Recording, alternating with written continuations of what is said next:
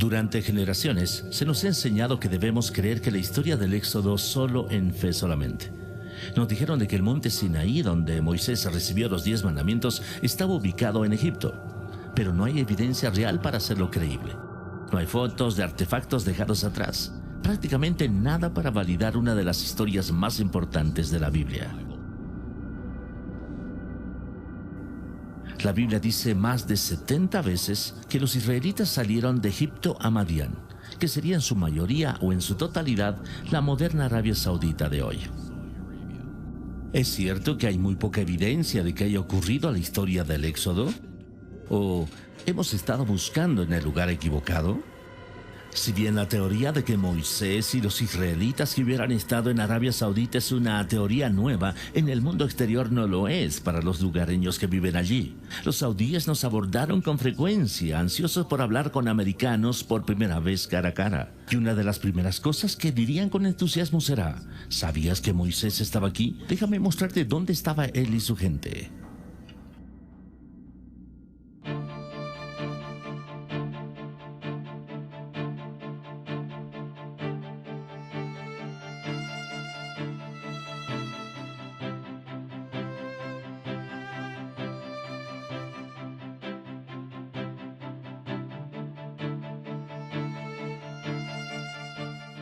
La tradición de que la montaña en la península del Sinaí de Egipto es el monte Sinaí se remonta al siglo IV a.C. Una nueva investigación basada en fuentes judías, cristianas e islámicas indica que hay una tradición que antecede en 600 años. Y según esa tradición, el monte Sinaí está en el noreste de Arabia Saudita. Esta otra tradición apunta al Jabal Maklaf, un pico en la cordillera conocida como Jabal al-Lawz, como la verdadera montaña de Moisés. Varias fuentes históricas, incluido Josefo, registraron que el monte Sinaí es la montaña más alta cerca de una ciudad que hoy se llama Al-Bad. Los lugareños se refieren a Jabal Makla como Jabal Musa, como la montaña de Moisés. ¿Así que llamas Jebel Musa? Jebel Musa. Una de las características distintivas de esta montaña es la cima ennegrecida que puedes ver justo detrás de mí. La Biblia dice que Dios descendió sobre el monte Sinaí como fuego. Los picos ennegrecidos sobresalen de las áreas circundantes y las rocas solo son negras desde el exterior. Los investigadores no están de acuerdo en si las rocas ennegrecidas son evidencia real de que Dios descendió sobre la montaña como fuego, tal como dice la Biblia, o si se trata de roca volcánica natural. Un pequeño puñado de estadounidenses intentaron infiltrarse en esta área a fines de los años 70 y 80. Fueron arrestados y sus fotos y videos confiscados por la policía saudí. Su evidencia se perdió. Sin embargo, las imágenes y los videos comenzaron lentamente a filtrarse hacia el mundo exterior. Según los que se filtraron y fueron arrestados, estos sitios estaban siendo mantenidos en secreto por el régimen saudí, una teocracia que lo escondió del mundo usando cercas y policías y la amenaza de la fuerza. Mientras trataba de entender por qué los saudíes escondían este importante sitio, comencé a buscar fuentes en el mundo islámico. Durante 15 años he estado en el campo de inteligencia antiterrorista y las relaciones internacionales, y uno de mis mejores contactos tenía una historia que contar. Él solía pertenecer a un grupo yihadista e incluso se reunió con el servicio de inteligencia pakistaní y los allegados cercanos de Osama Bin Laden. Y ahora habla por primera vez. Cuando estaba en el mundo yihad, todos sabíamos que el monte Sinaí estaba en Arabia Saudita. La gente en el exterior, incluso la mayoría de los musulmanes, no tenían idea de que estaba allí. Porque nosotros éramos guerreros, no quería que nadie lo supiera. Todos sabíamos que el gobierno saudita lo escondía y lo protegía con personal de seguridad y todos estuvimos de acuerdo con ello. Creemos que si un sitio, incluso un sitio sagrado, es visitado por personas y usado para idolatría, debería ser destruido. Pero siendo escondido, según la ley islámica, eso fue lo que la salvó para que lo veas hoy y lo aprecies.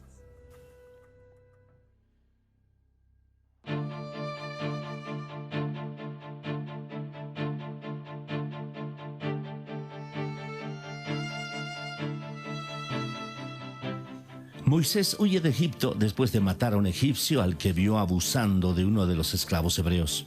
Luego se escapa a Madián como un fugitivo. En Madián, Moisés se sienta junto a un pozo y se encuentra con las hijas de Jetro que están recogiendo agua para su rebaño. Moisés se casa con una de sus hijas. Estamos en la antigua tierra de Madián en este momento, cerca del pueblo que los del lugar describen como originalmente la tierra de Jetro. Cuando visitamos esta área, varios saudíes se acercaron a nosotros para decirnos que aquí es donde residían Jetro y Moisés. Apuntaron con entusiasmo a un antiguo pozo que está cercado y marcado como un sitio arqueológico. Los saudíes siempre han creído que este es el pozo donde Moisés se encontró con las hijas de Jetro, y los musulmanes de todo el mundo vienen a verlo.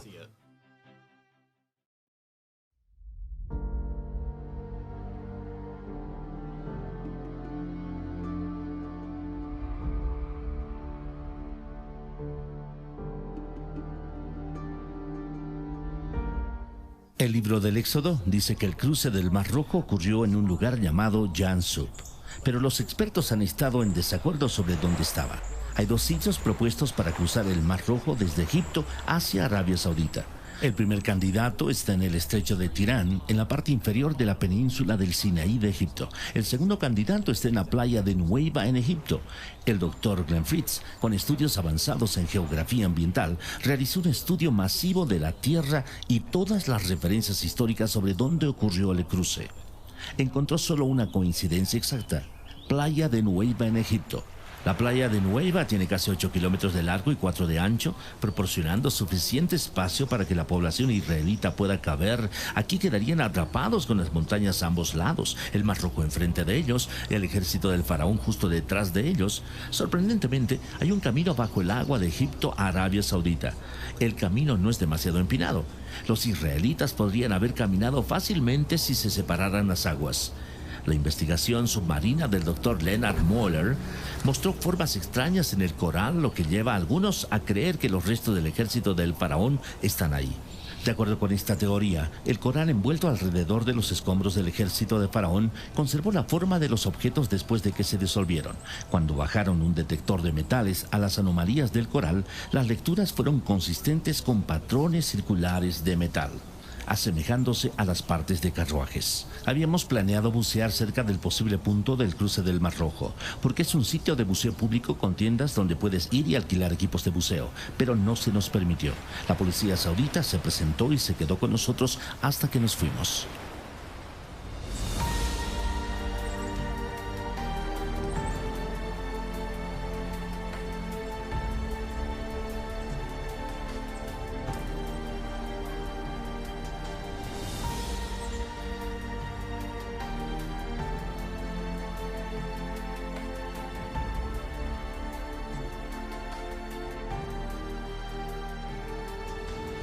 Después de cruzar el Mar Rojo, Moisés y los israelitas se detuvieron en un lugar cerca del monte Sinaí llamado Elim. Desesperado por el agua, encuentran un lugar único con 12 pozos y 70 palmas. A lo largo del camino hacia el posible monte Sinaí real, hay un lugar que refleja Elim con muchas palmeras y hasta hoy 12 pozos. Los locales sauditas nos señalaron a este lugar y específicamente referido a él como Elim.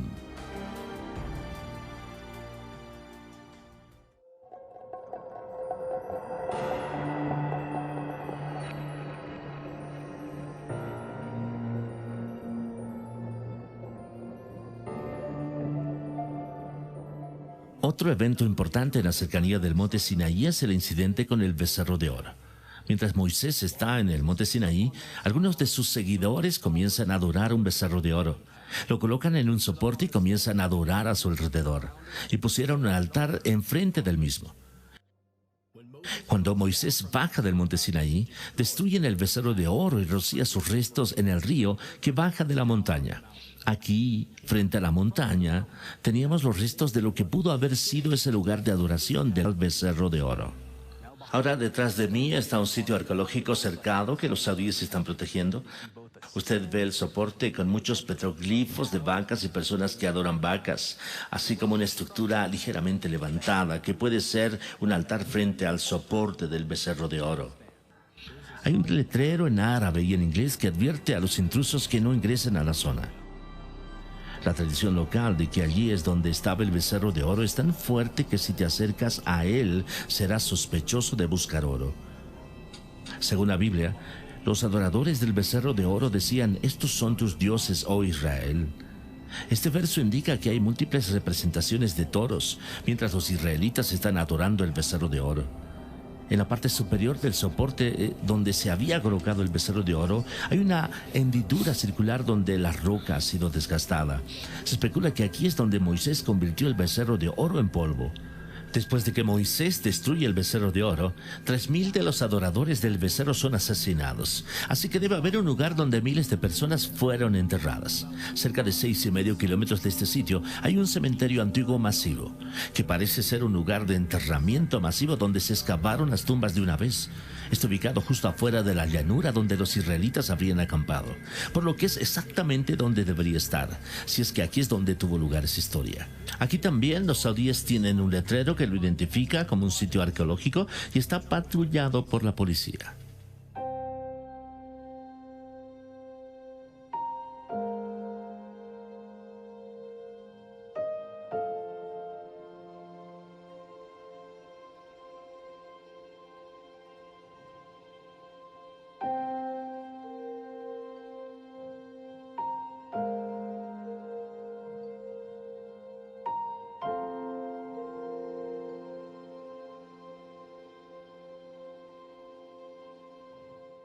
El libro del Éxodo dice que Moisés construyó un altar de piedra sin cortar al pie del monte Sinaí y también estableció 12 pilares para simbolizar las 12 tribus de Israel.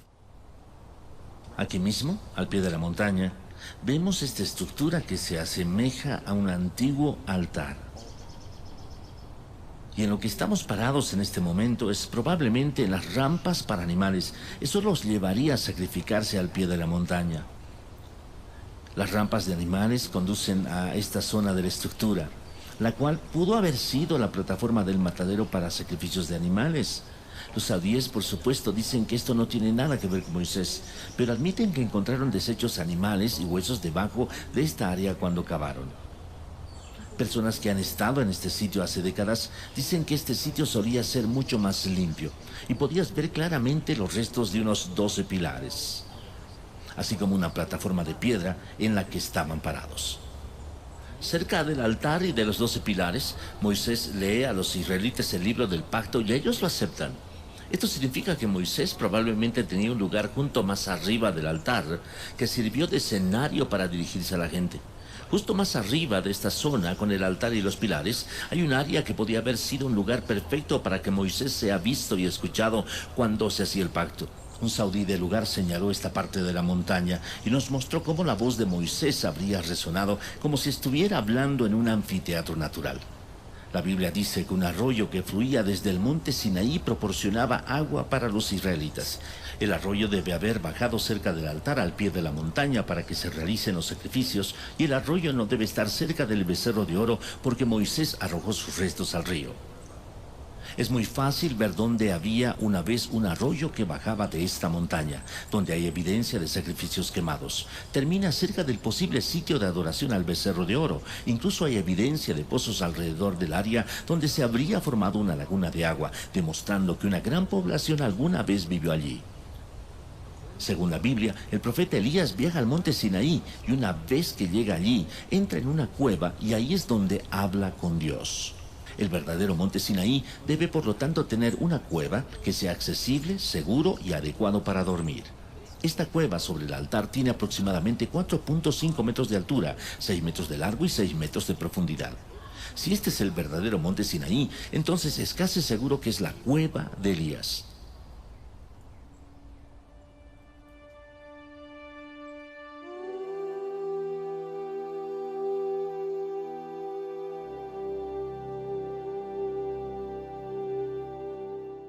El campamento de los israelitas se establece donde no hay agua. Moisés sube a una roca diferente y la golpea con su vara y milagrosamente el agua se derrama para sus seguidores. El historiador Josefo dijo que la roca partida todavía podía verse en su tiempo y era tan grande que no podía haber sido movida. ¿Es posible que esta roca partida aún permanezca hoy testificando la veracidad de esta historia? La respuesta es sí, y es impresionante.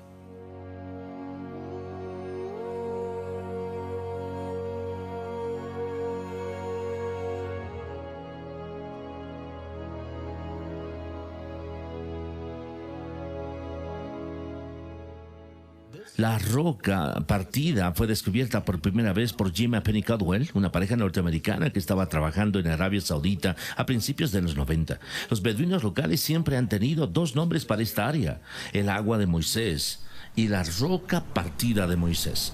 Esta roca dividida está en la cima de una colina de 3,5 metros y está en algún lugar entre 2 y 18 metros de altura.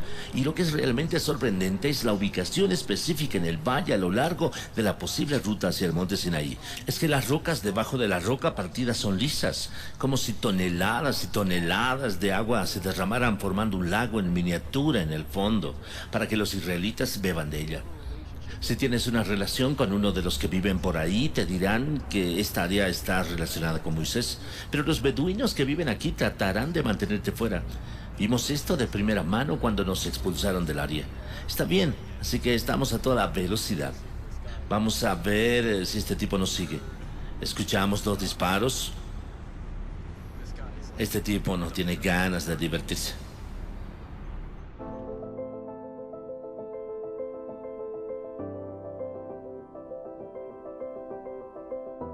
La Biblia dice que el área cerca de la roca partida, donde los israelitas lucharon contra los amalecitas, se llama Refidim, que significa lugar de descanso. Inscripciones hebreas que encontramos allí se han interpretado y significan lugar de descanso, la definición de Refidim. Más cerca de la montaña se han encontrado inscripciones que el Dr. Miles Jones, un erudito del hebreo antiguo, cree que están hablando de la batalla de los amalecitas. Dice que una de las inscripciones se refiere a la muerte de una amalecita. Cerca hay 2 inscripciones que el Dr. Jones cree que están marcando el lugar donde murieron una madre y una hija hebrea. La Biblia dice que Dios le dijo a los israelitas que posean la tierra donde tocan las plantas de sus pies. Cerca de la roca partida y cerca de la montaña hay muchas inscripciones con una imagen de un pie y una sandalia. Junto a la imagen hay una escritura protohebrea que significa la planta del pie. También encontramos inscripciones que fueron traducidas y se descubrió que se referían a Yahvé, el nombre hebreo para Dios. Hay otra área cerca de la montaña llamada Wadi Musa o el Valle de Moisés. Aquí se encontró la representación de una menorá y podría ser la más antigua de una conocida hoy. Un nuevo testigo ha revelado recientemente que los saudíes han estado ocultando la evidencia del éxodo desde al menos la Segunda Guerra Mundial. Este hombre era un piloto americano que conoció al rey de Arabia Saudita. Bob Carnock fue una de las primeras personas en llegar al Jabal Maqla en la década de los 80 y recientemente entrevistó a ese piloto y puso las imágenes disponibles para este video. Es un honor conocerte. Bueno, gracias. Nuestras vidas se han cruzado posiblemente en algo muy histórico y estamos hablando acerca de dónde se encuentra el verdadero monte Sinaí. No tenía idea de que alguien remontándose tan lejos como la Segunda Guerra Mundial habría visto la montaña y le habían dicho que la montaña era la montaña sagrada de Moisés. ¿Alguno de los musulmanes dijo que era la montaña sagrada? O sí. Supongo que todos en el ejército saudí sabían que era sagrado. Pues me prohibieron volar a su alrededor porque estaba fuera de los límites, que sería matado, que ya sea Dios o quizá por alguno de ellos, no lo sé. Y cuando despegué estaba medio muerto de miedo, apuesto a que volé alrededor. Pero era diferente del resto de las montañas, porque era negro en la parte superior, o era un verde negruzco. Estaba lo suficientemente oscuro. ¿Quieres saber lo que realmente creo? Creo que es el monte Sinaí. Creo que Dios me dejó volar alrededor. Eso es lo que creo que pienso. Él nos dejó a ambos vivir. ¿Por qué no hemos oído hablar de este otro candidato para el monte Sinaí? ¿Por qué casi todo el enfoque ha estado en el sitio tradicional a pesar de su falta de pruebas convincentes? Piensa en cuántas cosas se alinean con la historia bíblica aquí en esta montaña. Hay una playa, un sendero donde podría haber ocurrido el cruce del Mar Rojo, coincidiendo con el relato bíblico. Se puede ver cómo los israelitas podían haber acampado cerca de Elim con 12 pozos y 70 palmas. En el camino a Jabal Macla con una roca partida, una zona adecuada para acampar. Hay una montaña conocida como la montaña de Moisés, con una gran llanura frente a ella donde millones de israelitas podrían haber acampado. Puedes ver un altar de piedras sin cortar al pie de la montaña donde hay evidencia de sacrificios. Justo donde debería estar, hay evidencia de adoración al toro, y puede ser exactamente como Moisés habría visto la adoración del becerro de oro mientras bajaba de la montaña. Hay un arroyo que baja de la montaña, tal como dice la historia del Éxodo. Puedes ver justo donde pudo haber estado la cueva de Elías. Todos estos pequeños detalles tienen que encajar, y encajan. Después de regresar de viaje, la gente me preguntó cómo me sentía allí donde tan pocas personas han podido estar. Los sentimientos predecibles fueron fáciles de describir: adrenalina, asombro, admiración. Pero había una emoción que era más difícil de describir. No merecía estar allí. No soy alguien que ha entregado su riqueza a los pobres. No soy un científico o un pastor. Y todavía hay días en los que me siento como si no tuviera fe en absoluto. Pero entonces, mientras miraba las montañas, recordé algo. La Biblia tiene un patrón claro donde Dios no usa lo mejor o lo más esperado. E incluso Moisés era tan inseguro que no quería el trabajo. En lugar de utilizar a los más calificados, el patrón es que Dios usa lo inesperado. Los inseguros, los imperfectos, los deprimidos, los que dudan, los desvalidos. Cada persona puede hacer una diferencia, especialmente aquellos que piensan que no pueden. Mientras ven esto, los saudíes están construyendo una super ciudad que está planeada para ser 33 veces más grande que Nueva York. Si todos nosotros no tomamos medidas, la construcción saudí en la zona puede destruir evidencia clave y evitar la excavación en el futuro previsible. Para intentar evitar que estos sitios sean amenazados, hemos creado un sitio web y una organización sin fines de lucro para apoyar investigación adicional y para convencer a los saudíes de preservar los sitios para que puedan ser salvados e investigados. Estamos entrando en un periodo en el que nunca hemos estado antes, uno donde este material de archivo y otra evidencia del Éxodo y la Biblia en general están a un solo clic de distancia para cualquier persona en la Tierra con una conexión a Internet. Y en la manera que estos sitios son revelados, cambiará el Medio Oriente para siempre e impactará a los miles de millones de personas que siguen el judaísmo, cristianismo, islamismo y los que no tienen fe en absoluto. El mundo está a punto de cambiar.